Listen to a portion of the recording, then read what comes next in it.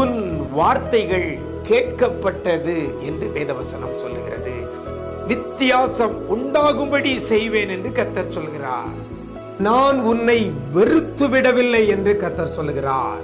இன்றைக்கு கர்த்தர் நமக்கு தருகிற ஒரு வார்த்தை வார்த்தை வார்த்தை இனி நீ அழுது கொண்டிரா, அழுது கொண்டிரா, அழுது கொண்டிரா.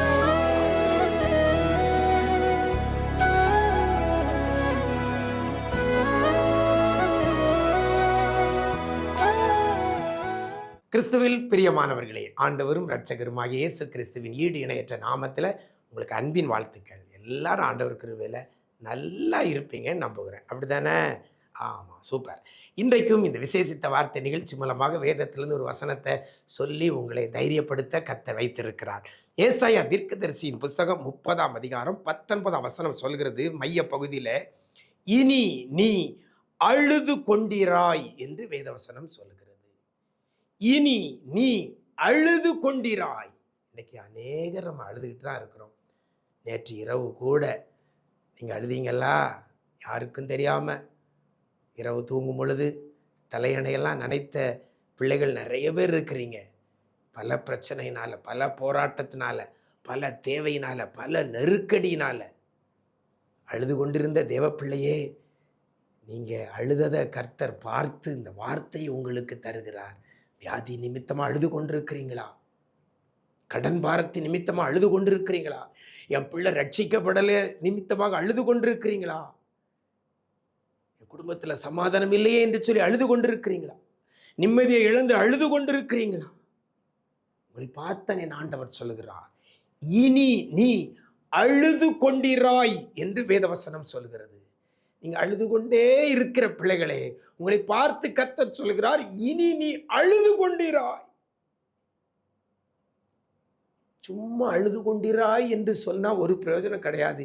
என்ன காரணத்தினால நம்ம அழுகிறோமோ, எந்த காரியத்தினால நம்ம அழுகிறோமோ, அந்த காரியத்தை நிவர்த்தி பண்ணினா மட்டும்தான் நம்முடைய அழுகை மாறும். அப்படிதானே? எது நம்மளை வேதனைப்படுத்தி அழ வச்சிருக்கிறதோ, அந்த வேதனைப்படுத்தின காரியத்தில் ஒரு மாற்றத்தை கொண்டு வந்தால் நம்ம அழமாட்டோம். சும்மா அழுதுகிட்டு இருக்கவங்கள அழாதங்க அழாதங்க அழாதங்க, நீ அழமாட்ட அப்படின்னா கூட கொஞ்சம் தான் அழும். ஆனால் என் ஆண்டவர் சொல்லுகிறார், இனி நீ அழுது கொண்டிராய் அப்படின்னு சொல்லுகிறார். ஏன் இனி நீ அழுது கொண்டிராய்?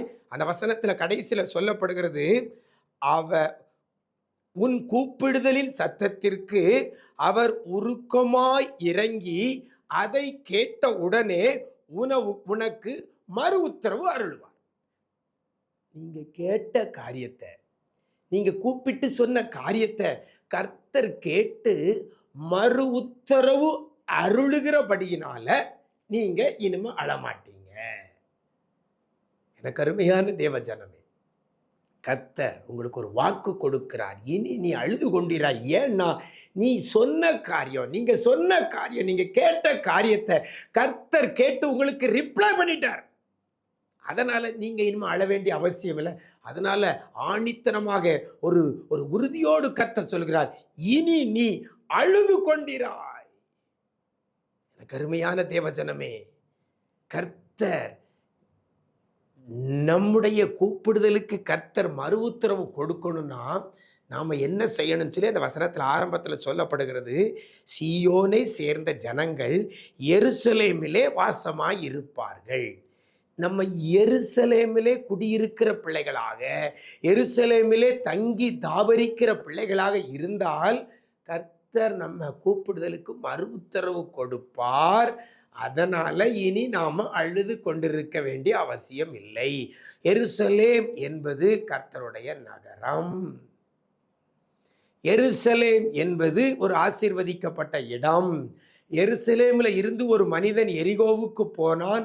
அவன் கள்ளர் கையிலே மாட்டிக்கொண்டு குற்றுயிராய் விடப்பட்டான். எருசலேமில் இருந்து எங்க போனான்? எரிகோவுக்கு போனான். எருசலேம் மகாராஜாவின் நகரம், இசைவினைப்பான பட்டணம். நீங்க கர்த்தருடைய எல்லைக்குள்ள வாசமாய் இருந்தால் கர்த்தர் உங்கள் கூப்பிடுதலின் சத்தத்துக்கு செவி கொடுப்பார், மறு உத்தரவு அருளி செய்வார். நீங்க இனி அழ வேண்டிய அவசியம் வராது. நீங்க கர்த்தருடைய எல்லைக்குள்ள இல்லாம கர்த்தர் எல்லையை விட்டு தூரமாய் போயிட்டீங்கன்னா பாடு வேதனை நிமித்தமாக நித்தம் அழுது கொண்டுதான் இருக்க வேண்டும். எனக்கு அருமையான தேவச்சனமே, இந்த நாளில கர்த்தர் உங்களுக்கு சொல்லுகிற அந்த வார்த்தை, இனி நீ அழுது கொண்டிராய். நீங்கள் அழுது கொண்டாம இருக்கணும்னா கர்த்தர் உங்களுக்கு மறு உத்தரவு அருளி செய்யணும். கர்த்தர் உங்களுக்கு மறு உத்தரவு அருளி செய்யணும்னா நீங்க எருசலேம்ல வாசம் பண்ணணும். கர்த்தருடைய எல்லைக்குள்ள இருக்கணும். கர்த்தருடைய பிரசன்னத்துக்குள்ள இருக்கணும். கர்த்தர் விரும்புகிற வாழ்வு வாழணும்.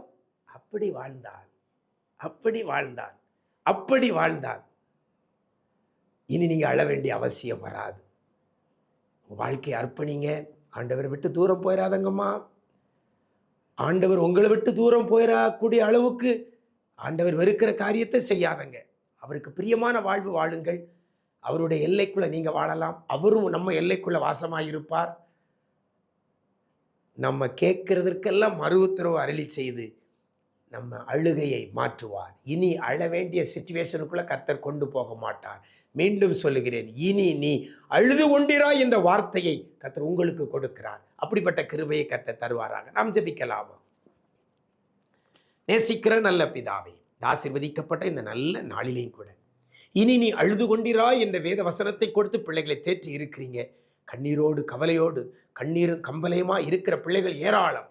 ஆண்டவரே, இந்த வார்த்தையை கண்ணீரோடு கூட கேட்டுக்கொண்டிருக்கிற பிள்ளைகளுடைய கண்ணீரை மாற்ற, இனி அழாதபடி இருக்க என் ஆண்டவர் பிள்ளைகளுக்கு மறு உத்தரவு கொடுக்க போறதற்காய் நன்றி செலுத்துகிறோம்.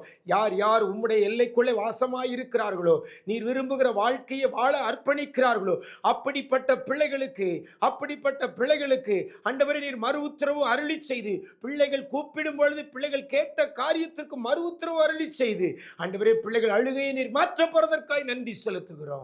பிள்ளைகளை ஆனந்த களிப்பாக ஆண்டவரே நிறைய பண்ணுங்கப்பா. பிள்ளைகள் புலம்பல் எல்லாம் ஆனந்த களிப்பாக மாற பண்ணுங்க. துக்கத்தை எல்லாம் சந்தோஷமாய் மாற பண்ணுங்க. அழுகை எல்லாம் நகைப்பாக மாற பண்ணுங்க. நீங்க செய்ய போறதற்காக நன்றி. கிருபைகள் பெருகட்டும். இந்த நாள் முழுதும் உடைய பிரசன்னத்தில் மூடிக்கொள்ளுங்க. எங்க போனாலும் வந்தாலும் உடைய சமூகம் முன் செல்லட்டும். கிருபைகள் தாங்கட்டும். மீட்பர் இயேசுவின் மூலம் ஜெபிக்கிறோம் நல்ல பிதாவே.